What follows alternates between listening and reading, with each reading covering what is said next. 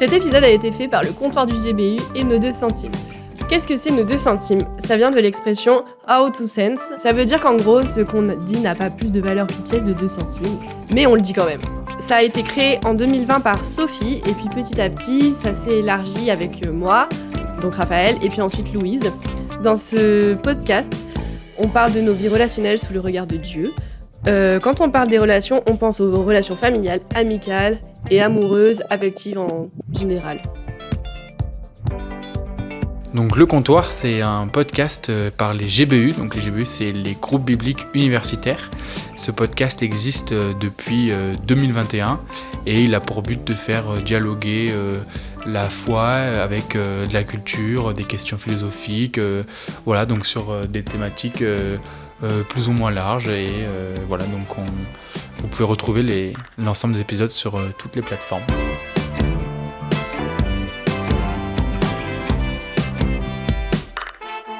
Est-ce que vous savez ce que c'est une situationship ? C'est comme un flirt de personnes où elles sont pas vraiment ensemble. C'est une forme de flirt plus, je dirais, dans laquelle il n'y a pas réellement de sentiments. Qu'est-ce qui provoque selon vous une situationship ? C'est un espèce de test en fait pour voir comment c'est. Certainement la peur du jugement, du rejet, le fait d'avoir envie de rester avec une personne jusqu'à la fin de sa vie et de se sentir une sorte de trahison. De ne pas avoir envie, on va dire, se créer des responsabilités. Je pense que c'est soit parce que t'as eu un passé qui fait que forcément t'as peur de t'engager, ou pour moi c'est juste des personnes qui sont pas encore prêtes à se mettre en couple. Pourquoi pensez-vous que les gens hésitent souvent à exprimer leurs sentiments dans une situationship ? Parce qu'ils ont vécu des moments en fait en tant qu'amis et ils n'ont pas envie d'aller plus loin. Ouais, en fait, on a peur de se faire recaler par l'autre, avoir peur de faire confiance à une personne. Je trouve que la génération d'aujourd'hui, ils ont du mal à mettre de côté leur ego. Et souvent, quand t'as trop ton ego et tu penses plus à toi qu'à la personne et même à faire des efforts, forcément, les gens ont du mal à exprimer leurs sentiments. Quelle est la chose la plus bizarre que vous avez faite pour attirer l'attention de quelqu'un sans lui dire directement que vous l'aimez ? L'insulter. On va dire que c'est mon love language, quoi. Enfin, qui aime bien châtie bien, quoi. Soit je les suis, soit je peux crier dans la rue. Soit, je sais pas, je peux leur mettre un truc dans leur boîte aux lettres. Ah ouais, je le suis dans la rue. À quel moment vous pensez qu'il est approprié de clarifier les choses et de définir une relation ? Quand on pense que la personne, elle ressent un peu la même chose et qu'on a envie de lui exprimer, et si on se prend un râteau, on se prend un râteau. Quand les sentiments vont que d'un sens. Pour moi, du moment où tu commences à voir la personne a une fréquence quand même assez élevée et que t'as besoin de plus, toi t'as besoin de plus, c'est là où il faut se dire ok, là c'est le moment, quoi. Quels sont selon vous les avantages et les inconvénients d'une situationship par rapport à une relation amoureuse traditionnelle ? On s'engage pas vraiment, donc si on veut arrêter à tout moment, on peut s'arrêter. T'as pas à t'en faire, si tu vas voir ailleurs, c'est pas ton problème. Et les inconvénients, il va voir ailleurs, tu l'as pas que pour toi, genre. Je pense que c'est vraiment le plus gros inconvénient, c'est qu'il y ait des frustrations, quoi. Qu'on n'ait pas forcément une grande confiance envers elle. D'être plus libre et de devoir te compte à personne au final. On est hyper content de vous accueillir dans cet épisode featuring. 2 podcasts pour les étudiants se retrouvent pour vous proposer une fusion de qualité. Enfin, on espère que ce sera de qualité. Avant de rebondir sur le micro-trottoir qui vous a introduit à la thématique de l'épisode, on va se présenter autour de la table, puisqu'on est 4 autour de cette table. Donc moi je commence, je suis Sophie, je suis équipière auprès des étudiants à Agapé Campus Lyon. J'habite à Lyon donc, et je suis animatrice de nos 2 centimes de vie 2020. Moi c'est Raphaël, donc je suis aussi animatrice de nos 2 centimes depuis 2022. Je viens de Lyon et je suis enseignante, mais j'ai rencontré Sophie par le biais d'Agapé quand j'étais étudiante. Salut tout le monde, moi c'est Colline, je suis stagiaire dans une unité de recherche à Paris et je vis en région parisienne du coup. Et je suis animatrice aussi sur le podcast Le Comptoir depuis 2022. Bonjour, moi c'est Stanislas, je suis alternant à la SNCF, donc j'habite à Lyon depuis avril, mais je viens de Toulouse où je faisais et je finis un master en droit des affaires. Excellent, c'est trop bien d'être là. Donc on plonge dans le sujet et en réaction à ce que nous avons entendu avec Thierry, l'étudiant qui a préparé le micro-trottoir, on va être sûr de tous bien parler de la même chose quand on parle de situationship. Donc, on va parler définition en intro comme une bonne disserte de philo. La première question est donc, comment est-ce qu'on définit une situationship? Première question, dans cette partie, c'est quoi la traduction française de ce mot anglais situationship? Quelles sont vos propositions? Moi, j'ai trouvé couple. C'est pas mal, c'est couple. J'ai aussi vu contrat sérieux léger ou relation occasionnelle, mais où on en parlera plus tard. Pour l'instant, profitons. Ça, c'est plutôt une relation occasionnelle. Je trouve que ça fait plus couple libre. Ouais. Donc j'éliminerais ça de la situationship, je pense. Parce qu'on peut être en situationship et se voir vraiment quasi tous les jours. Et en exclusivité. Ouais. Et sans Aussi. sexualité. Moi, j'avais trouvé, pour compléter ta liste, j'avais trouvé ami avec bénéfice comme synonyme. Mais il y avait quand même une différence qui a été notée. Dans le situationship, il y a une relation platonique qui introduit ensuite une relation émotionnelle, alors que dans ami avec bénéfice, il y a une relation platonique qui introduit ensuite une relation sexuelle.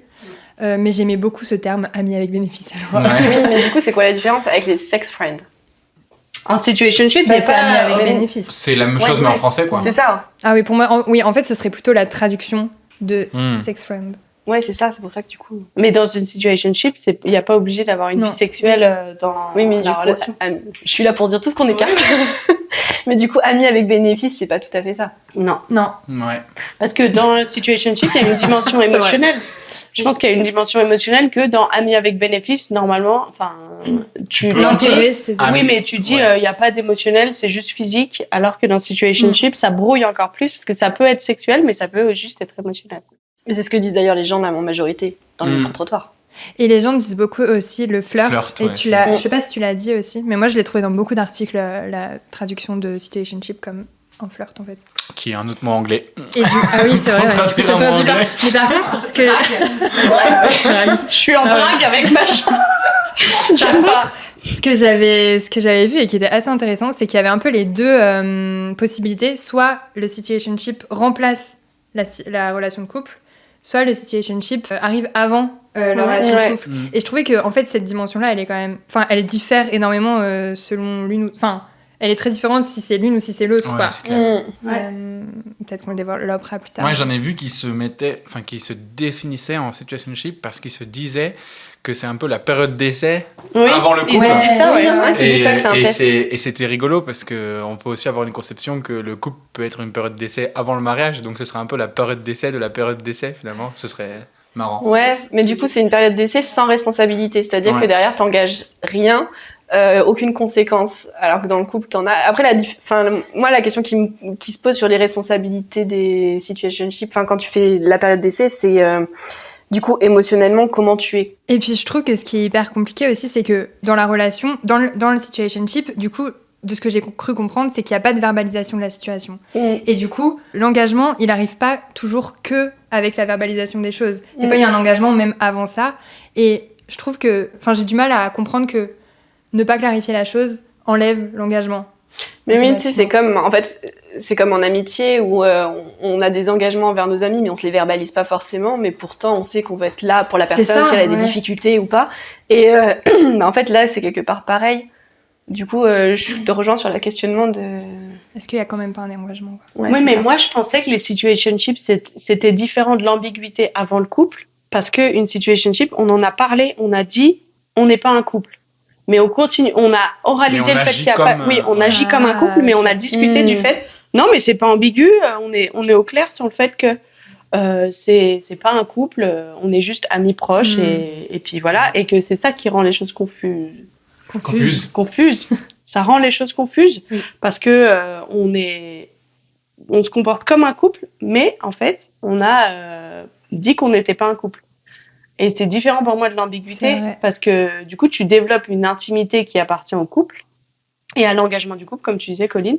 Mais à côté, tu as dit non, c'est pas ça qui nous lie. Du coup, la question, c'est qu'est-ce qui fait que tu as l'impression que ces gens-là se comportent comme un couple, de manière extérieure et même intérieure, mais qu'en fait, ça l'est pas non plus. Je pense en extérieur, c'est ce qu'ils disent d'eux, parce que forcément tu remarques qu'ils sont un peu proches parce que tu vas entendre qu'ils sont toujours fourrés ensemble ou qu'ils font des activités ensemble, je sais pas. Et du coup, quand tu leur demandes « Ah, mais vous étiez encore ensemble ce week-end ?» et après tu leur dis la personne peut te dire oui, mais c'est pas mon copain, c'est... Oui, mais parce que du coup, ça veut dire qu'ils en ont parlé avant, parce que extérieurement, on leur a souligné peut-être que c'était un peu ambigu entre eux. Tu vois ce que je veux dire ? Ouais, mais je pense qu'au bout d'un moment, extérieurement, il y a quelqu'un qui ose un peu faire ce pas de dire c'est quand même... Peut-être parfois d'ailleurs au début sur le ton de... pour charrier, voilà, pour limite se moquer, enfin, ironiquement, quoi, mais pour dire sachant que des fois, ça conduit à des... Ah non, c'est juste mon pote. Oui, mais du coup, c'est là qu'est la difficulté, je trouve, parce que ça veut dire que il n'y a pas... Enfin, je pense qu'on est tous d'accord pour dire qu'il n'y a pas une liste exhaustive de ce qui peut se faire en couple et de ce qui est réservé que au couple. Et du coup, il y a quand même, on est d'accord, énormément de subjectivité. Et donc, pour moi, la situationship, c'est une opposition entre ce qui, pour nous, est censé être des signes en couple et ce qu'on dit, et non pas l'extérieur. Enfin, pour moi, l'extérieur ne rentre pas en compte, du coup. C'est clair, mais moi, je suis pas trop d'accord, parce que je pense que s'il y a 2-3 personnes qui commencent à te dire « Ah, mais là, votre relation, elle est chelou », ça, c'est objectif. Enfin, avec les signaux intérieurs de 3 personnes différentes, tu commences à dire « Bah, peut-être qu'en effet, c'est un peu ambigu, ou que la relation, elle mériterait d'être assainie. » Mais... parce que des fois, tu refuses de voir, ou tu te complais dans un truc qui est pas très bon pour toi, parce que ça te fait du bien, en fait, de passer du temps tout le temps avec quelqu'un, de pas avoir les bénéfices de l'engagement. Pour une période, c'est peut-être positif, agréable et fructueux, mais au bout d'un moment, en fait, on n'est pas censé vivre de l'intimité profonde sans engagement.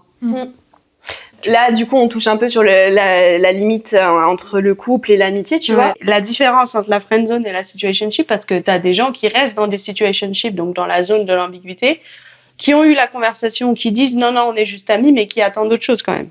Si on dit qu'une situationship, il y a eu une conversation, la personne t'a dit que c'était que de l'amitié, toi t'as dit oui, c'est que de l'amitié, mais toi t'espères quand même autre chose. Donc, tu t'es fait friendzoner, mais tu maintiens le niveau d'intimité ou de proximité ou de complicité de la relation, alors qu'en fait, la personne, elle t'a dit que ça n'irait pas sur autre chose. Souvent, quand tu te fais friendzoner ou quoi, tu maintiens cette relation parce que quelque part, si t'as eu des sentiments, c'est qu'elle te fait du bien. Donc, t'as envie de la maintenir et c'est là que du coup, je trouve que la friendzone et la situationship, en fait, ça touche à des choses où on a l'impression que c'est clair, sauf qu'en fait, tout ce qui touche aux sentiments, la personne peut choisir de ne pas être claire, en fait. Et du coup... Et pour rebondir sur ça, quand tu t'es fait friendzoner, des fois, t'as pas envie de montrer à l'autre que ça t'a fait du mal. Donc, t'es prêt à maintenir une relation avec un peu trop d'intimité qui pourrait te faire du mal, juste parce que tu veux pas montrer qu'en fait, c'est pas... Oui, mais est-ce que tu penses que la personne qui friendzone veut aussi maintenir une relation au même niveau ? Oui, peut-être, parce qu'elle se dit, si l'autre me dit que ça va, ça va. On est responsable. Et c'est pour moi l'enjeu de la situationship, c'est l'enjeu de la vérité. On en parlera plus tard de comment on sort d'une situationship, si on doit sortir d'une situationship. Okay. Mais pour moi, il y a un enjeu très fort sur dire la vérité, savoir la vérité sur nous-mêmes et la dire. En fait, on peut pas non plus, moi je suis d'accord, qu'on peut pas non plus présumer que les gens ils mentent. C'est ça, il faut t'es présumer célibataire, que t'es proche avec quelqu'un et que la personne c'est ambigu, ou il y a quelqu'un qui a dit c'est ambigu, tu discutes et elle te dit non, il y a rien. Il faut croire qu'il y a rien. Enfin, oui, bien sûr. Ils en ont un peu parlé dans le micro-trottoir, mais on va parler de qu'est-ce qui nous amène individuellement à être ou à rester dans une situationship. Parce qu'ils ont dit dans le micro-trottoir sortir de la pression d'être ensemble pour la vie. Et c'est une phase de test avant le couple. Mais est-ce qu'on a d'autres choses peut-être un peu plus psychologiques ou analytiques sur qu'est-ce qui peut se passer en nous? Moi, j'avais trouvé j'avais trouvé 2 avantages à la situationship dans des articles. La première, c'est celle-ci, de pas construire un couple trop vite dans la précipitation. La deuxième, c'était s'adapter à la relation. Dans un des articles que je disais aussi, il disait que la génération Z regarde les situationships d'un côté pragmatique, en mode ça va répondre à mes besoins, sans l'engagement. Et je trouve ça ouf, parce qu'en fait, pour moi, c'est complètement contradictoire, la situationship. Bon, c'est moi qui parle et moi j'ai un besoin de sécurité hyper fort, donc je peux pas imaginer qu'une situationship ça comblerait mes besoins, au contraire. Mais j'ai l'impression que le besoin de sécurité, c'est quelque chose de fondamental dans une relation pour développer l'intimité, la vulnérabilité, et que le situationship, pour moi, c'est pas du tout un lieu sécurisant. On n'était pas la seule à le dire, il y en a une qui le dit. Bon, c'est pas pour cette question, mais quand ça te dit l'avantage d'une situationship, c'est que tu peux aller voir ailleurs. Ouais. Mais en même temps, le désavantage, c'est que l'autre va voir ailleurs. Donc c'est que c'est pas du tout sécurisant, effectivement. Que pour toi. Oui, et du coup, effectivement... Et moi, je pense, du coup, ça relève vraiment de... En fait, est-ce qu'on sait vraiment ce que c'est nos besoins ? Parce que je crois que dans cet article-là que tu citais, il cite la sexualité, la complicité et un troisième truc dont je me souviens plus. Mais est-ce que vraiment c'est ça nos besoins primaires ? Est-ce qu'avant, il n'y a pas d'autres besoins qui sont plus permis par un autre type de relation ? Ouais. Est-ce qu'il n'y aurait pas la séduction dans les besoins primaires ? C'est possible, moi je me souviens plus. Je me dis, dans une situationship telle que je me la représente, dans ce qu'on dit, il y a aussi ce côté-là de... on aime toujours savoir qu'on plaît à quelqu'un, savoir qu'on est proche de quelqu'un, qu'on a besoin de cette personne, que cette personne a besoin de nous. C'est vrai que la situationship, elle permet ça aussi, quelque part. Ouais. Mais elle permet pas de te montrer vraiment tel que t'es, tel que tu es. Elle te permet pas de te montrer tel que tu es. Et pour moi, c'est ça l'enjeu des relations hyper proches comme le couple. C'est de pouvoir voir quelqu'un comme il est et de te montrer comme tu es et de pouvoir apprécier d'être aimé comme on est. Moi, je pense que quelque chose qui nous amène à rester ou à rentrer dans une situationship, c'est la peur de dire, de regarder, on parlait de vérité ou de réalité, d'aller voir à l'intérieur de nous ce qui se passe et d'assumer que c'est complexe, les relations humaines, et que du coup, il y a des sentiments qui sont complexes, il y a des choses qui sont complexes, et chez l'autre aussi, et chez nous aussi, et que j'ai l'impression que les séries télé, Instagram, tout ça, nous poussent à être dans des trucs hyper simplistes. Genre, l'amitié, c'est ça, le couple, c'est ça, et puis tu dois savoir, et puis avec les posts où t'as 3 ou 4 phrases de une phrase pour parler des relations alors que c'est hyper complexe, et que du coup on est un peu dans une simplification, et que la situationship où on assume le flou, c'est peut-être une réponse d'une génération qui dit mais on m'a pas dit que c'était compliqué et en même temps simple, et qu'on est complètement paumé, donc on se dit on va assumer le flou, et je me dis regarder en nous et puis être d'accord d'aller demander à l'autre aussi et de cheminer ensemble sur ce qui se passe vraiment, c'est difficile et c'est complexe. Ouais, autre chose aussi qui m'interpelle, c'est la notion de l'engagement. Parce que du coup, je suis en train de réfléchir, j'essaie de mettre en parallèle une relation de couple et une relation de situationship, et je me demande concrètement, c'est quoi l'engagement que tu prends en plus dans le couple. Et alors, il y a 2 choses qui me viennent à l'esprit. Il y a celle de devoir prendre soin de l'autre quelque part, et en même temps, je me dis que dans une situationship, ça ne t'empêche pas de prendre soin de l'autre. Ouais. Et la deuxième, c'est la liberté de partir quand tu veux de cette relation sans que ce soit difficile.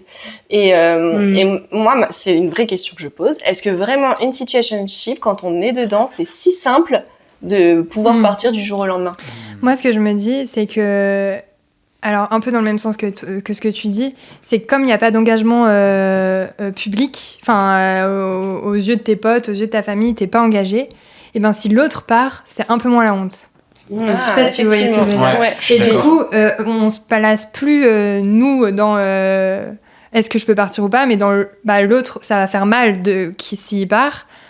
Par contre, ça va être un peu moins la honte, quoi. Et je me demande si ça intervient pas aussi dans... Oui, et l'autre, faut moins actualiser auprès de tout le monde en disant « Ah, en fait, je suis plus avec. Ah, pourquoi ?» Exactement. C'est ça. Tu supprimes juste les photos sur Insta. Voilà. Tu bloques sur Insta, tu bloques sur Tinder, tu bloques sur... Voilà. Tu peux bloquer sur Tinder. Tu peux bloquer sur Tinder. Partout, hein. Mais tu... Heureusement, d'ailleurs. Si t'es sur Tinder, c'est que ta situationship, t'allais bien voir ailleurs quand même. C'est vraiment une situationship. Voilà. Amis avec bénéfice, plutôt. Ouais. Mais ça existe. Oui, non, et je pense aussi que l'autre, il a aucun compte à te demander. Si t'es en situationship, tu peux te barrer. T'as rien à justifier. Ouais. T'as rien à justifier. Puisque t'as rien posé. C'est ce que tu disais, Raphaël. Mais est-ce que donc ça, c'est dans ce qu'on idéalise de la situationship. Mais en la vivant vraiment, est-ce que c'est si simple d'en sortir ? Si tu veux aller confronter l'autre, et ben, en fait, tu sais que l'autre, il va te dire, mais on n'était pas en couple. Ouais. Enfin, donc ça te limite vachement dans la discussion en interne. Oui, ça, en fait, tu vois, genre, c'est pour ça que je dis, extérieurement, je comprends, sur le papier, ok, mais dans les faits, tu crées... En fait, et c'est là qu'on rentre dans la complexité des relations humaines. Tu crées un lien particulier avec la personne qui fait que, même si t'as envie de partir, je pense que c'est pas si simple. Tu vois, genre là, je lisais un livre en ce moment, et la période adolescente du personnage me fait beaucoup réfléchir, j'en parle beaucoup en ce moment. Et il y a un moment donné, la gamine, elle a 15 ans, elle tombe amoureuse d'un gars et sa mère lui dit ok, bah fais ta vie avec lui, mais tu vas voir, dans quelques mois c'est terminé. Et en fait, 6 mois plus tard, effectivement, c'est terminé parce elle parle déjà de quelqu'un d'autre. Et pour autant, elle arrive pas à quitter le gars, tu vois.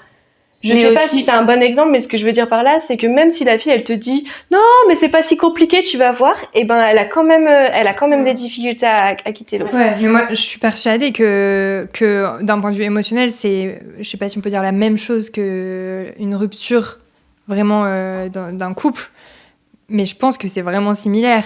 Ouais. Et pour moi, la différence, c'est juste, comme tu dis, sur le papier, c'est juste plus facile, non pas politiquement, mais sociétalement. Ouais. C'est juste plus facile sociétalement. Mais c'est aussi parce que je pense c'est plus long en général de se remettre d'une relation, pas tout le temps, mais c'est plus long de se remettre d'une relation qui a été très courte que d'une relation qui a été longue, parce que dans une relation très courte, t'as été beaucoup plus dans l'idéalisation parce que t'as pas vu les pires défauts de la personne. Et sur une situationship, je pense que c'est un peu le même enjeu, vu que t'as pas eu les pires côtés du coup. Non, mais alors, par contre, je suis en train de penser, et là, on rentre sur un terrain qu'on gardera peut-être pas dans l'épisode. Mais la situationship, dans certains cas, est-ce que c'est pas aussi permettre une relation toxique? Je vais dire que c'est souvent des gars, mais ça peut être aussi une fille, c'est pas du tout ça, c'est juste, pour moi, c'est plus facile d'en parler comme ça. Un gars qui veut garder un peu la fille sous son aile, et souvent, la fille qui veut absolument avoir une relation avec ce gars-là, et le gars qui est juste là à dire, en fait, elle m'apporte les avantages que je veux d'elle, mais en même temps, je veux pas être en couple avec elle. Du coup, on va rentrer dans ce qui ressemble à une situationship. Et du coup, un peu, ça devient une relation malsaine où... Oui, mais c'est parce qu'il n'y a pas de vérité. Il n'y a pas de transparence dans les... Il n'y a pas de vérité, même le gars, tu vois, il peut pas être en vérité avec lui-même. Ou alors il est complètement en vérité avec lui-même. Et la fille, elle n'est pas en vérité avec lui. Et l'inverse, c'est vrai. Tout dépend, parce que tu vois, genre, en fait... Si on revient sur la définition de la situationship comme le test pour voir comment c'est après, dans ces cas-là, si c'est transparent, la fille elle est juste là à dire c'est pour voir si plus tard je peux être en couple avec lui, tu vois. Mais je m'étais dit qu'en fait finalement la situationship ça peut être un outil aussi utilisé pour maintenir les gens près de soi. Non, je suis d'accord. Dans des relations très toxiques quoi, sans que la personne s'en rende compte. Sous son contrôle presque en fait. Hein. Ouais. Mais aussi là pour moi la personne qui serait intéressée pour quelque chose d'autre, c'est sa responsabilité de dire en fait je veux bien ce niveau d'intimité avec telle personne-là, mais je le veux que dans le cadre du couple. Si la personne n'est pas prête à me le donner, alors je m'extrais. Mais ça sera la partie finale de l'épisode.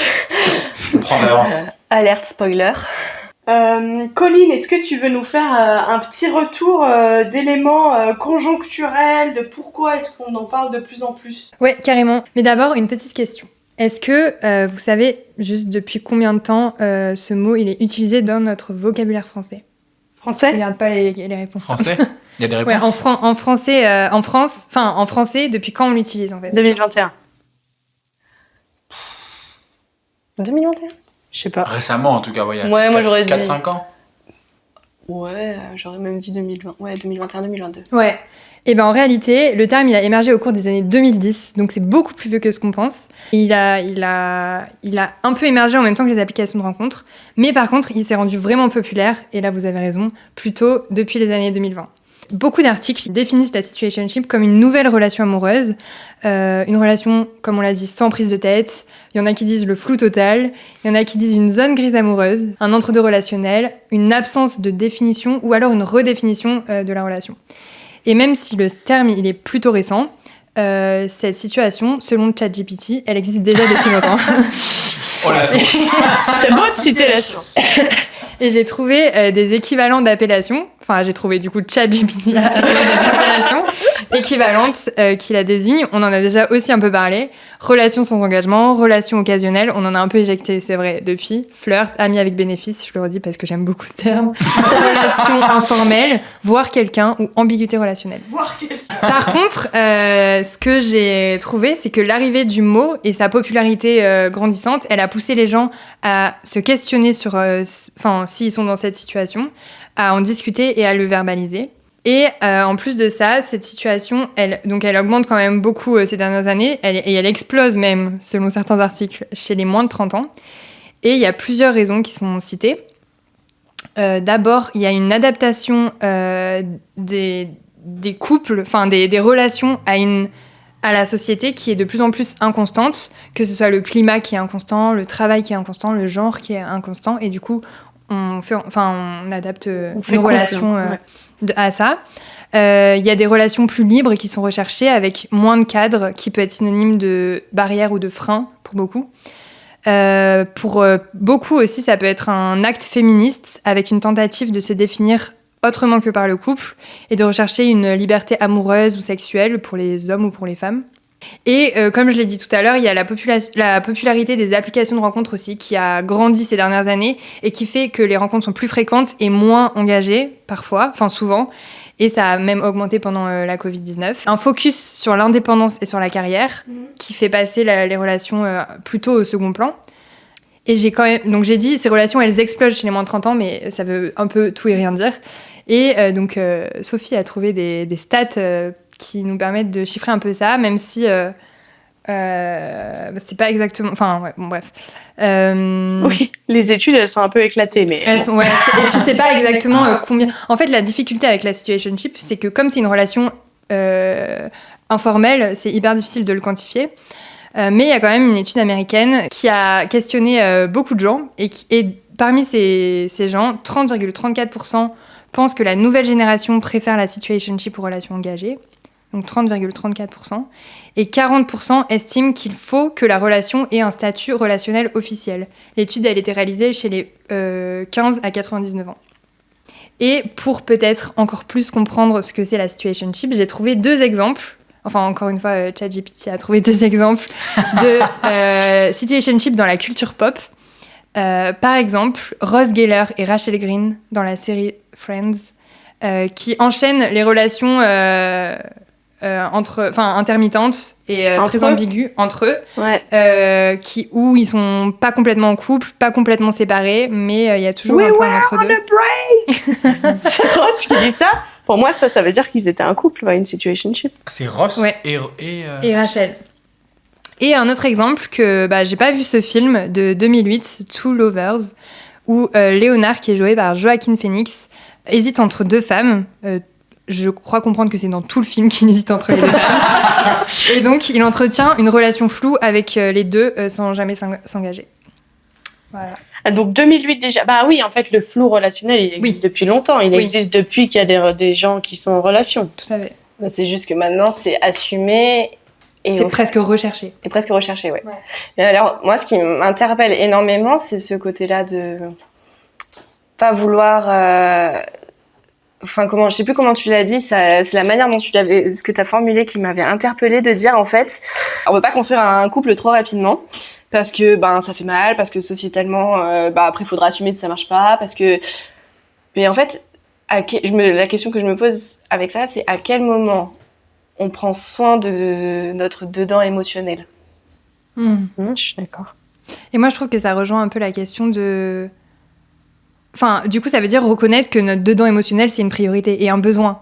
Et ça rejoint un peu ce que tu disais tout à l'heure, Sophie, quand tu disais que dans un article que tu avais lu, la nouvelle génération, j'aime pas ce mot-là, la génération Z, elle avait une approche pragmatique en recherchant une relation qui comble ses besoins. Mais moi, je suis complètement d'accord avec toi. Je pense que prendre soin de son état émotionnel est une priorité, pas toujours reconnue. Et que des fois, c'est camouflé. Si la génération Z se tourne vers les situationships pour combler leurs besoins, mais qu'en fait, ils n'ont pas compris c'est quoi vraiment leurs besoins. Enfin, c'est très condescendant de dire ça, mais parce que on est complexe dans nos dedans, on est complexe dans nos besoins, en fait, les situationships, ça va faire des dégâts de ouf. Parce que moi, les situationships et le polyamour, ça me pose énormément de questions mais ça va faire des dégâts dans ton attachement et tu vas te prendre des blessures dans la tête parce que tu penses que c'est ça qui va combler tes besoins et c'est ça qui va te faire du bien, alors qu'en fait ça va créer des blessures à l'intérieur de toi, quoi. Sans dire que le couple, et je suis pas en train de dire que le couple c'est la seule manière de prendre soin de soi. Le célibat c'est super aussi, mais la clarté et la non-ambiguïté dans nos relations, on a besoin de ça parce qu'on a besoin de sécurité. On a besoin de prendre des décisions. En fait, je trouve que dans ce que tu dis, polyamour, avec le film de Joaquin Phoenix, en fait, il y a vraiment ce côté-là de je veux pas prendre la décision d'assumer que peut-être ça se terminera entre nous, auprès de mes parents, auprès de nos amis, alors que, enfin, oui, il y a ce côté-là, vraiment, c'est une fuite de prendre des décisions de nos responsabilités. Et en fait, moi, là où je pensais que émotionnellement, il faut prendre soin de soi aussi, c'est que situationship ou couple, à un moment donné, si ça se termine, émotionnellement, ça va te faire mal, je pense. Enfin, dans ce que je vois, moi, ça fait mal, tu vois. Même une relation amicale toute simple fait aussi mal quand ça se termine. Ouais. Donc pourquoi ça ferait plus mal une situationship qui se termine? Est-ce que ça fait plus mal? Est-ce que une situationship qui se termine, ça fait mal parce que il y a le regret du flou, il y a le regret de pas avoir vécu le truc, et il y a le fait que en fait on n'a pas pris nos responsabilités, nous en tant qu'humains, parce que tu parlais, Raphaël, de prendre ses responsabilités par rapport à la société, mais juste par rapport à toi-même. En fait, à un moment, il faut l'assumer que la personne, tu la trouves cool, que tu as envie de cheminer avec elle. Que la complicité, ouais. Il y a quoi? Disons les termes. Tu veux pécho, quoi. Il faut l'assumer. Et du coup, pour moi, dans la situationship, je peux imaginer que, en fait, ça peut durer plus longtemps pour t'en mettre qu'un couple, parce que tu restes avec des et si beaucoup plus que dans un couple où t'as pas, enfin, tu peux penser à des et si, bien sûr, mais tu dis, en fait, j'ai vécu avec cette personne ce qu'on pouvait vivre, et si ça se termine, c'est parce que c'était pas possible. Alors que la situationship, tu peux rester avec des et si, pourquoi, ce qui est un peu les mêmes questions que dans le couple, mais vu que t'as pas vécu le truc à fond, je pense qu'il te reste plus de questions. Je pense même tu peux même te faire plus mal, tu vois, genre quand cet exemple me parle énormément, quand dans le MT, elle te dit, donc le micro-trottoir, la fille dit, les avantages, c'est que tu peux aller voir qui tu veux quand tu veux, mais le désavantage, c'est que du coup, l'autre peut aller voir qui il veut quand il veut. Ça fait mal, ça aussi. Si ça te dérange, c'est que ça te fait mal. Et donc même pendant que tu vis ta situationship, t'es pas forcément bien. Alors je dis pas que si tu officialises ça comme un couple, t'es forcément toujours bien. Dans une amitié, t'es pas toujours bien non plus. Mais quelque part, ce qui se passe dans une situationship, c'est que à la base, tu sais que tu cautionnes. Et c'est ça qui te fait encore plus mal, c'est que comme tu sais que tu t'es dit, je cautionne ça, je ne dis rien et je garde ma souffrance pour moi. Ou je la nie complètement. Je suis dans le déni, ouais. Enfin, ça, c'est l'exemple du micro-trottoir de ce qu'elle a dit. Ça veut pas dire que toutes les situationships sont comme ça, et peut-être que du coup, c'est un exemple qui ne marche pas. On se rend compte, on a fait un petit aparté qui va être édité par Laurie. On se rend compte qu'on est très contre et radical un peu dans le fait qu'on pense que les situationships, c'est pas une forme relationnelle bénéfique pour les humains. Mais c'est aussi parce que ça fait appel à notre vie personnelle, à nos histoires, aux histoires des gens dans nos vies qu'on a entendues, et que on n'a pas vu des très bons schémas de situationship. Mais on se disait aussi que c'était cool de dire nos âges, que en fait on a entre 20 et 30 ans, et que du coup 24 et 30 ans. Quand même, 24, ouais. Bientôt 25. Hein? Non, pas moi. Reste tranquille. Et on se dit aussi que, de par nos âges, on a entre 24 et 30 ans, on a le droit de tracher notre propre génération, et on a le droit de critiquer, et j'espère qu'on a entendu on sait que c'est pas facile. Oui. Je crois qu'on a dit plein de fois que les relations c'est compliqué, donc on peut pas être culpabilisant, accusateur, condamnateur, mais on veut se mettre du côté des gens qui souffrent des situationships, et dire c'est normal que ça produise de la souffrance. On laisse maintenant la parole à Johan, qui est secrétaire général des GBU. Il va nous introduire une réflexion sur la Bible et sur ce que Dieu a à dire sur le sujet des situationships. Place donc à la chronique biblique. Et nous, on se retrouve juste après pour continuer d'en discuter.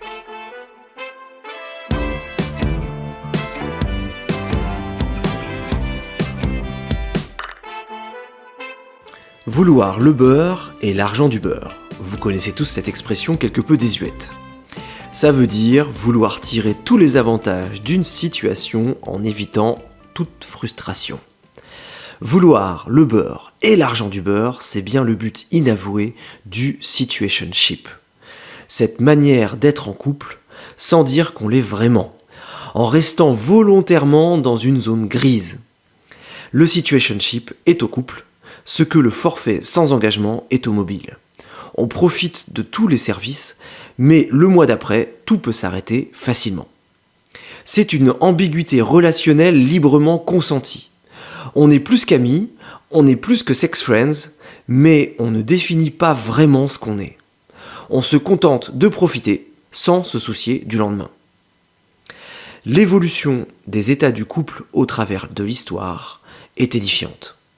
Jusqu'aux années 60, la norme était le mariage, qui était un engagement clair, total, socialement reconnu et donc socialement contrôlé. Mais avant le mariage, il y avait une période d'essai appelée fiançailles, pendant laquelle on apprenait à se connaître, on se mettait d'accord sur le futur, tout en restant chaste, et si tout se passait bien, on se mariait. Et il faut peut-être rappeler que le mariage était au départ une protection légale, notamment pour les femmes, pour ne pas être répudiées facilement. Puis, à partir des années 60, le concubinage est devenu une tendance lourde. On est en couple, mais avec seulement un engagement moral et social, mais plus du tout légal. En cas de rupture, il n'y a pas la lourdeur administrative d'un divorce. N'empêche que on finit quand même par acheter une maison, on finit par avoir des enfants, ce qui s'apparente quand même fortement à un engagement officiel. On est un peu dans la situation d'un chat qui refuse de rester dans le salon si la porte ne reste pas entrouverte. Il passe ses journées sur le canapé, mais ça le sécurise de savoir qu'il peut toujours sortir dehors. Avant de vivre en concubinage, avant d'emménager ensemble, il y a aussi une période d'essai. On couche ensemble, on passe du temps ensemble, et si tout se déroule bien, on vit ensemble. Avec le situationship, on passe à un palier supplémentaire dans la peur de l'engagement. Car on est finalement dans la période d'essai, de la période d'essai, qui pourrait éventuellement aboutir à un concubinage qui lui-même ne présente toujours pas les garanties du mariage. C'est vraiment dingue de préférer la précarité à la sécurité. C'est un peu comme dire, franchement, les CDI, c'est vraiment beaucoup trop contraignant. Certes, le CDD, c'est mieux, mais pas encore assez flexible. Et si on créait des contrats qui pourraient être rompus sans préavis chaque semaine ? Imaginez un gouvernement qui proposerait ce genre de situationship social. Le lendemain, vous auriez une grève générale dans tout le pays. Pourtant, ce que personne n'accepterait en matière sociale, on l'accepte sur le terrain sentimental. Pourquoi ? Parce que l'ambiguïté est moins anxiogène qu'un engagement clair. En cas de succès, on profite, et en cas d'échec, on souffre moins. Du moins, croit-on. Je voudrais maintenant poser une question toute bête, limite naïve. Où est l'amour là-dedans ? Une relation sentimentale fondée sur l'investissement limité, sur la peur de perdre, sur la peur de souffrir et sur la volonté de préserver ses intérêts, ressemble-t-elle encore à de l'amour ? Pas sûr. Lisons un passage biblique dans lequel Jésus laisse son testament spirituel à ses disciples avant d'être arrêté et crucifié. Jésus y parle du commandement le plus important à respecter pour un disciple, et cela nous donnera en même temps une définition de l'amour. Lisons dans l'évangile de Jean au chapitre 15, à partir du verset 1. Voici ce que dit Jésus à ses disciples. « Je suis le vrai plant de vigne, et mon Père est le vigneron. Tous les sarments en moi qui ne portent pas de fruits, il les coupe, et tous ceux qui en portent, il les taille, afin qu'ils produisent un fruit encore plus abondant. Vous aussi, vous avez déjà été purifiés grâce à l'enseignement que je vous ai donné. Demeurez en moi, et moi je demeurerai en vous. Un sarment ne saurait porter du fruit tout seul, sans demeurer attaché au cep. Il en est de même pour vous. Si vous ne demeurez pas en moi, vous ne pouvez porter aucun fruit. Je suis le cep de la vigne, vous en êtes les sarments. Celui qui demeure en moi et en qui je demeure portera du fruit en abondance, car sans moi, vous ne pouvez rien faire. » Si quelqu'un ne demeure pas en moi, on le jette hors du vignoble, comme les sarments coupés. Ils se dessèchent, puis on les ramasse, on y met le feu et ils brûlent. Mais si vous demeurez en moi et que mes paroles demeurent en vous, demandez ce que vous voudrez, vous l'obtiendrez. Si vous produisez du fruit en abondance et que vous prouvez ainsi que vous êtes vraiment mes disciples, la gloire de mon Père apparaîtra aux yeux de tous. Comme le Père m'a toujours aimé, moi aussi je vous ai aimé. Maintenez-vous donc dans mon amour. Si vous obéissez à mes commandements, vous demeurerez dans mon amour, tout comme moi-même j'ai obéi aux commandements de mon Père et je demeure dans son amour. Tout cela, je vous le dis, pour que la joie qui est la mienne vous remplisse, vous aussi, et qu'ainsi votre joie soit complète. Voici quel est mon commandement. Aimez-vous les uns les autres comme moi-même je vous ai aimé. Il n'y a pas de plus grand amour que de donner sa vie pour ses amis. Vous êtes mes amis, si vous faites ce que je vous commande. Jusqu'ici, notre lecture de l'évangile de Jean au chapitre 15. Selon Jésus, pour être sauvé, il faut porter du fruit. Et il utilise la métaphore de la vigne pour nous dire comment faire. Porter du fruit, c'est rester attaché à lui et à ses commandements. En quoi consiste porter du fruit ? C'est imiter Jésus en aimant ses frères et sœurs dans la foi. En quoi consiste cet amour ? C'est être prêt à donner sa vie pour eux. Et Jésus va donner l'exemple parfait du vrai amour à ses disciples. Quelques heures plus tard, il va se laisser crucifier pour obéir à la mission de sauvetage que Dieu, son Père, lui a confiée. Cette mission consiste à s'offrir comme sacrifice, à prendre le châtiment du péché à la place de tous ceux qui mettront leur foi en lui. L'amour dont fait preuve Jésus est un amour sacrificiel, un amour qui se donne, et les disciples devront faire de même. Ils devront être prêts à mourir pour l'annonce de l'Évangile, prêts à mourir plutôt que dénoncer leur Église quand ils seront arrêtés, torturés, prêts à penser aux biens et aux intérêts de leurs frères et sœurs dans la foi plutôt qu'aux leurs. L'amour selon Jésus n'est pas calculé, n'est pas mesuré ou parcimonieux. L'amour selon Jésus est patient, serviable, il n'est pas envieux, il ne se vante pas, il ne s'enfle pas d'orgueil, il ne fait rien de malhonnête, il ne cherche pas son intérêt, il ne s'irrite pas, il ne médite pas le mal, il ne se réjouit pas de l'injustice, mais il se réjouit de la vérité. Il pardonne tout, il croit tout, il espère tout, il supporte tout. Il n'y a pas plus stable, il n'y a pas plus sûr que cet amour-là, car cet amour selon Jésus est constant et inconditionnel. Quand on pratique cet amour-là, dans une communauté humaine, comme une église locale, ou une famille, ou un couple, on se sent en sécurité, car l'autre ne nous trahira pas, mais au contraire, sera prêt à se dépouiller pour nous. Alors qu'avec le faux amour dont fait partie le situationship, on se prête à l'autre, l'amour selon Jésus consiste à se donner. Bien entendu, cela passe par la confiance en l'autre, la confiance en soi. Mais dans cette métaphore de la vigne, Jésus précise bien que cela ne dépend pas des efforts des disciples. C'est en étant attaché à Jésus, la vigne, que le disciple est capable de faire preuve de ce genre d'amour, pas par ses propres forces. Et si on se mettait tous à pratiquer ce vrai amour ? Cela comblerait notre besoin d'absolu, d'authenticité, cela mettrait de l'intensité dans nos relations. Et si l'on arrêtait le situationship amoureux, le situationship amical, familial, ecclésial ? Pour cela, il faut arrêter d'avoir peur, pour désactiver notre besoin de contrôle. Et le meilleur moyen pour lâcher prise, c'est de mettre notre confiance en Jésus, qui lui contrôle tout et qui nous garde dans son amour.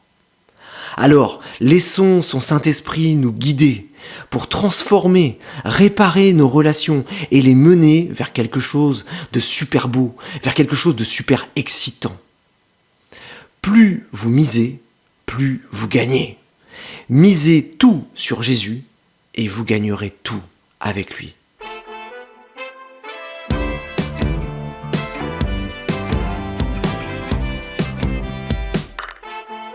est-ce qu'on a des réactions à chaud à ce que partage Johan? Moi, j'ai été interpellée quand il parlait de relationship amoureux, relationship amical, relationship familial. Familial, ecclésial. Ecclésial. Pour moi, c'était forcément amoureux. Mais non, mais c'est intéressant. Moi, ce qui m'a marqué, c'est quand il a dit on se prête à l'autre dans la situationship, alors que l'amour que Jésus nous invite à vivre, c'est de se donner à l'autre. Et en fait, la notion du prêt dans la situationship vient parce que dans la société, on a de plus en plus de mal à se donner à l'autre, parce qu'on a peur, parce qu'on a envie de contrôler, parce qu'on a été blessé. Et du coup, ça implique aussi dans nos relations familiales, amicales et à l'église. C'était pas pour moi non plus faux de partir sur d'autres thèmes où on peut être en situationship. C'est juste que là, nous, on a décidé de mettre un cadre avec le podcast. Enfin, cet épisode parle du situationship amoureux. Il n'empêche qu'on peut tout à fait le vivre dans les amitiés qui sont souvent des relations qui sont délaissées, mais ça nécessiterait d'en faire un épisode à part entière. Mais c'est souvent des relations... Une saison d'ailleurs. Ou une saison. Mais on les considère beaucoup trop comme acquis. Et enfin, il y a vraiment beaucoup de choses à régler avec les amitiés qui sont quand même des relations qui engagent au fait aussi émotionnellement. Donc je pense que c'est aussi pour ça qu'il s'est permis de faire ce parallèle. Pour pas non plus que... il n'a pas condamné, mais pour pas non plus que dire que vous avez peur de l'engagement, mais que pour les amoureux. Non, en fait, l'être humain a beaucoup de mal avec l'engagement dans beaucoup de choses. Et ce qui était intéressant, c'est que avant d'énoncer, je crois que c'était avant de dénoncer toutes ces catégories où il peut y avoir le situationship, il a dit, en fait, où est l'amour dans cette entre-deux qu'on donne, qu'on prête, qu'on... Voilà. Et en fait, ça... la question de l'amour, pour moi, elle est hyper centrale dans tous ces domaines-là, en fait. Ah oui. Et c'est pour ça que je trouvais hyper intéressant de l'appliquer de partout. On va passer à la dernière question qui est comment sortir d'une situationship. Et la première question que je vous propose de discuter, c'est qu'est-ce qui nous pousserait à en sortir? Ouais. Parce que on part du principe qu'il faut en sortir. Voilà, c'est ça. On est plutôt défavorable à maintenir des situationships. Je crois qu'on peut l'assumer. Est-ce qu'il faut à un moment que les désavantages soient plus grands que les avantages?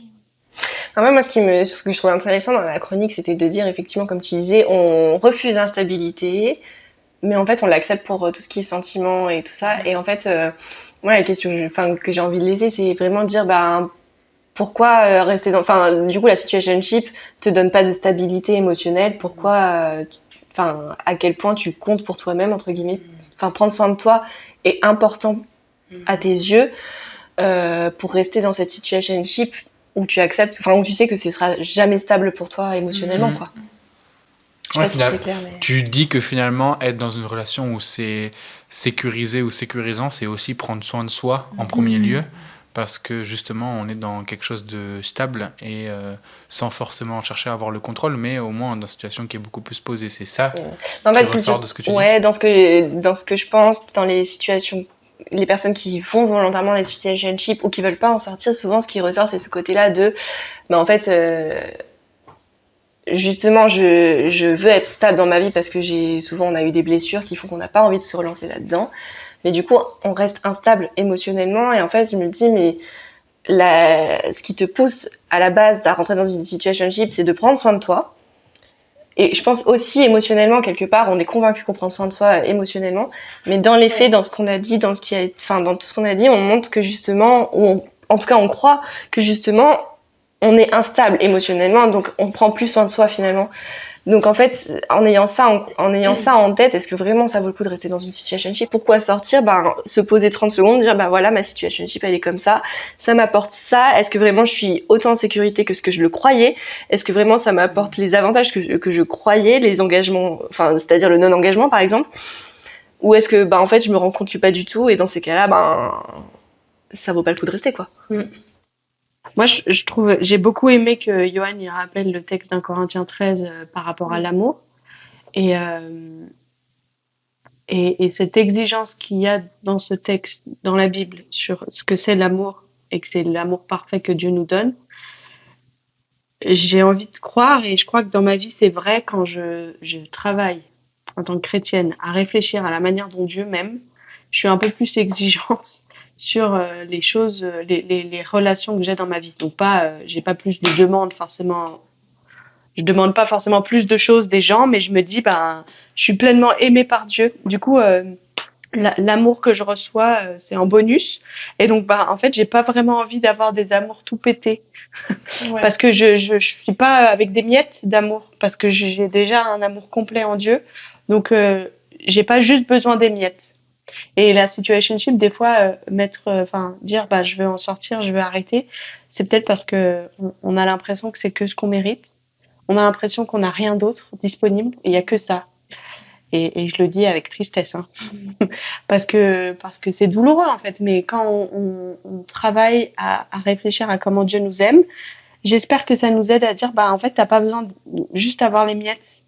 Il y a un amour parfait qui t'est donné, qui t'est pas prêté. T'as pas besoin de l'emprunter. Il t'est donné par Dieu et du coup tu peux dire ouais j'ai besoin de plus ou j'ai envie de plus parce que je me contente pas juste de ça. Et je pense qu'elle est là, la réponse dans comment en sortir. Du coup, je vais peut-être un peu trop vite, mais Johan, il a terminé en disant qu'il fallait arrêter d'avoir peur, d'arrêter d'avoir peur, de désactiver notre besoin de contrôle, et que ça, parce que c'est bien beau de dire ça, mais ça, on peut y arriver en mettant l'amour qu'on pouvait recevoir de Dieu en priorité, comme tu l'as dit. Et il a aussi rappelé que l'amour de Dieu, l'amour de Jésus, il est inconditionnel. Et ça veut dire qu'il est accessible, qu'il est proposé en tout cas à tout le monde.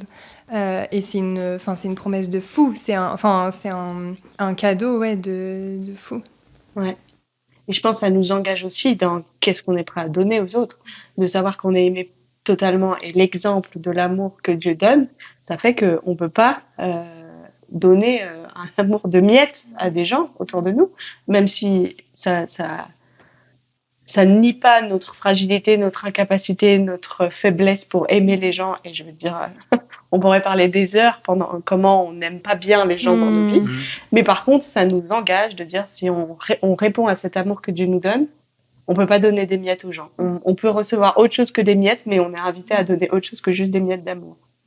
De manière pratique. Ouais, j'allais dire sur le C'est comment. Bien, ouais. Comment sortir d'une situationship de manière pratique? Peut-être qu'on a réussi, soit on s'est convaincu nous-mêmes, soit on a convaincu certains auditeurs que le format relationnel dans lequel ils étaient, c'était une situationship. On a des conseils pratiques à donner de comment faire pour en sortir. Moi, j'ai l'impression que le plus facile, sans dire qu'en réalité c'est facile, mais le plus accessible peut-être, ce serait juste de parler avec la personne avec qui on soupçonne une relation, une situationship. Parler sans forcément chercher à officialiser un truc ou non, mais juste essayer de comprendre. Tu lui envoies l'épisode. Vraiment. Puis tu dis, en fait, pendant cet épisode, j'ai pensé à notre relation, puis tu peux me dire ce que t'en penses. Ça, pour le coup. Si quelqu'un fait ça, vous pouvez nous envoyer un message sur Instagram. Le screen de la réponse. Si, le screen de la réponse. Non, mais juste nous dire que vous l'avez fait. Je pense qu'il faut pas juste. Il faut que si on choisit comme pratique d'en discuter avec l'autre, il faut quand même avoir en tête que cette discussion doit mener à une décision qui est soit qui aura un changement. Ouais. Peu importe la science ou pas, parce que sinon on reste dans une situationship en fait. Parce que si on a dit que la situationship commence d'une conversation, et il faut il faut qu'à la fin si ça se termine sur une conversation, il faut qu'à la fin de la conversation, quand nous on l'introduit, on sache que à la fin il faut qu'il y ait une décision douloureuse ou pas douloureuse, mais il faut qu'il y ait ça amène un changement, quoi. Ça amène à un changement. Et du coup, parce que on sait qu'il peut y avoir des chances que ça devienne très douloureux aussi. Des fois, quand on a ce genre de discussion, on sait déjà un peu d'avance quel chemin ça va prendre. On sait que ça va être douloureux. Moi, je pense avant toute chose, il faut pas hésiter à se confier à quelqu'un qui pourrait nous soutenir. Oui, parce qu'on sait que c'est une extérieur. Quelqu'un d'extérieur à qui en parler et qui pourrait nous soutenir. Et qui pourrait aussi, en fait, en fonction des personnes, moi je me dis, en m'identifiant là-dessus, je sais que j'aurais été capable de dire, ok, je fais cette conversation, la décision, elle me fera mal, mais il faut que je prenne ces décisions-là. Et puis en fait, à la fin de la conversation, il n'y a rien qui change, et du coup, je sais qu'il va falloir que je refasse la conversation et que, en gros, ce que je veux dire par là, c'est qu'il peut y avoir des allers-retours avant de prendre vraiment une décision. Mais ça, je suis d'accord. En fait, moi, j'allais dire, une conversation, des fois, c'est un peu chargé. Oui. Si ça fait longtemps que t'as pas parlé de ce sujet, peut-être qu'il faut y aller sur plusieurs Ça peut être en conversions, plusieurs fois, ouais, c'est plusieurs clair. fois. Et puis aussi parce que je parle pour moi-même, mais je pense que c'est vrai pour pas mal de gens. Des fois, quand tu es dans la conversation, en fait, tu es un peu déconnecté de ce que tu penses et ce que tu ressens. Et du coup, tu peux soit dire des trucs, soit ressentir des trucs qui sont pas vraiment la vérité et que tu as besoin de temps tout seul ou avec des amis qui vont te poser des questions pour voir comment ça te fait réagir. Et notamment, enfin, et c'est pour ça, c'est important de redire pour moi, c'est compliqué ce qui se passe dans nos dedans. Et c'est normal si c'est compliqué, qu'on comprend pas trop et qu'on se pose des questions. Donc, se donner du temps, ne pas vouloir cristalliser des trucs tout de suite, c'est intéressant, je pense. Et puis, il y a aussi des choses à découvrir sur soi-même, je pense, de se dire, ah, je me suis retrouvée dans cette situation. Qu'est-ce qui a fait ça? Qu'est-ce que je peux apprendre? Est-ce qu'il y a des choses en moi à guérir, à libérer? Tout ça, ce serait important de pouvoir se poser la question. Et du coup, d'avoir des gens qui nous posent des questions difficiles, ça peut être riche. Ça peut être bien aussi de parler avec une personne de confiance ou une personne professionnelle. On en vient souvent à là quand on fait des épisodes du comptoir, mais du besoin primaire qui a amené au fait qu'on est dans une situationship, et notamment de est-ce qu'il y a eu des blessures auparavant, est-ce qu'on a un besoin de contrôle, pourquoi on a peur de l'engagement, d'où ça vient, parce que ça vient certainement d'une addition de plein de choses qu'on a vécues plus ou moins jeunes, mais qui n'est pas nécessairement lié à une mauvaise histoire en couple, ou alors qui est carrément lié.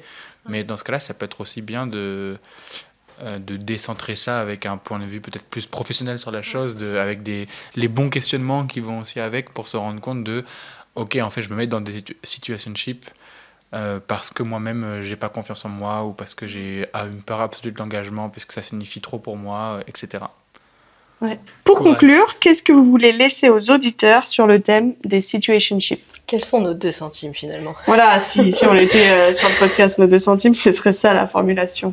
Moi, je vais citer un des invités de Nos 2 centimes. Dans un épisode, il dit que c'est important de regarder les zones d'ombre en nous, parce que dans les zones d'ombre, en les regardant en face, on a peur de les regarder en face et on peut être dans le déni, mais que en fait, en les regardant, je crois, et en regardant nos zones d'ombre relationnelles, les zones de flou, si on assume, on peut découvrir la grâce et l'amour de Jésus d'une manière particulière quand on assume de le faire. Et quand on n'assume pas de le faire, on passe à côté d'une partie de son amour, d'une partie de sa grâce, qui n'est accessible que quand on assume notre fragilité et notre faiblesse et nos blessures intérieures. Donc c'est pas c'est pas un encouragement à être des victimes, c'est un encouragement à assumer nos boitements et puis à aller demander à Dieu de venir nous rejoindre là-dedans. Parce que c'est beau ce qu'il peut y faire. Moi, ce que j'ai beaucoup aimé dans cette discussion, enfin ce qui m'a vraiment interpellée en tout cas, c'est ce que tu as dit Sophie, quand tu as dit qu'en ayant l'assurance qu'on a un amour complet donné par Dieu, on a l'assurance qu'on n'a pas besoin d'amour un peu éclaté autour de nous, et on devient plus exigeant avec ce que nos amis nous donnent, ou ce que notre femme, enfin bref, ce qu'on nous donne, mais on devient aussi exigeant avec ce qu'on veut donner aux autres. Et moi, j'ai pas forcément quelque chose à rajouter, mais en tout cas, ça m'a vraiment interpellée. Ouais. Je te rejoins sur cette histoire aussi de miettes, et puis de recentrer plutôt que prêter de l'amour, apprendre à donner de l'amour, parce qu'au final, situationship amoureuse ou pas, nous on a focus sur ce thème-là, mais en fait d'un point de vue plus large, c'est super important de s'interroger, de m'interroger moi-même sur est-ce que quand j'aime quelqu'un, je me donne et je donne, ou est-ce que c'est simplement du prêt parce que j'y vois des bénéfices sur un terme plus ou moins long. Je suis en train de penser à un truc qu'un jour quelqu'un que je considère comme un grand sage m'a dit, qui était que la période entre 20 et 30 ans, souvent on prend des décisions, on a l'impression on a des décisions qui se jouent et qui peuvent avoir un impact sur toute notre vie, et on s'en rend pas forcément compte. Et en fait, je me dis, la situationship, je comprends en tout cas que ça puisse être quelque chose qui fasse du bien, en tout cas sur le court terme, sur le moment, et toujours dans la continuité de l'idée que c'est de l'amour miette quelque part. Une miette, ça dure pas, et j'ai envie d'encourager à voir plus loin dans nos vies, et dire et en fait d'avoir conscience, en tout cas, pas de se poser la question de est-ce que c'est ce que je veux pour ma vie, même si je pense que ça peut être bien, mais au-delà de ça, de se dire quelque part, en fait, ce flou-là, qu'on le veuille ou non, elle aura des conséquences sur le long terme. Et là, je sais pas si c'est bien que je le dise ou pas, mais je parle d'expérience. On se rend vraiment pas compte que des fois, une petite décision, on a l'impression que là, c'est juste un flirt et puis plus tard, c'est juste une situation qui me fait du bien sur le moment et puis plus tard, je verrai. Mais en fait, du coup, sur le plus tard, ce sera déjà trop tard. Et moi, je veux vraiment encourager à se dire, la situationship, j'entends que ce soit facile, que ce soit agréable, mais c'est quand même cette période-là où, si on mesure sur notre vie entière, et on a une espérance de vie qui va jusqu'à 70 ans en moyenne, du coup, sur les 60 prochaines années, concrètement, qu'est-ce que ça vaut quelques mois, une année, 2 ans de bien-être sur des conséquences qui peuvent durer plus longtemps, quoi. Intéressant. On se décentrer du présent un peu. Ouais. Intéressant. Merci les amis, c'était intense. Merci. C'était chaud. Ouais. Merci. Bisous sur le front les auditeurs. À quel moment? Alors moi, dans les gestes qui pouvaient être situationship, c'était bisous sur le front. Alors moi, attention. La papate condescendante, par contre. La quoi? La papate condescendante. La papate condescendante. Celle-ci, là. Ça, c'est du situationship. Ça, c'est garde la pêche, ça. Allez, non, sur nos auditeurs. La papate condescendante. Papate condescendante. Non, moi je préfère bisous. Tape sur la tête. Je sais pas. C'est intéressant. Voilà.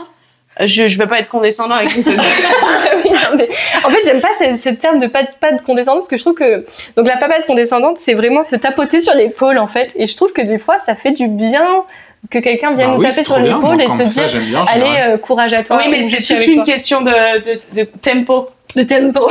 J'entendais pas. Alors faites pas ça avec moi. Non. Voilà. On vous laisse. Allez, c'est ciao. Sur ces entrefaites, c'est ciao.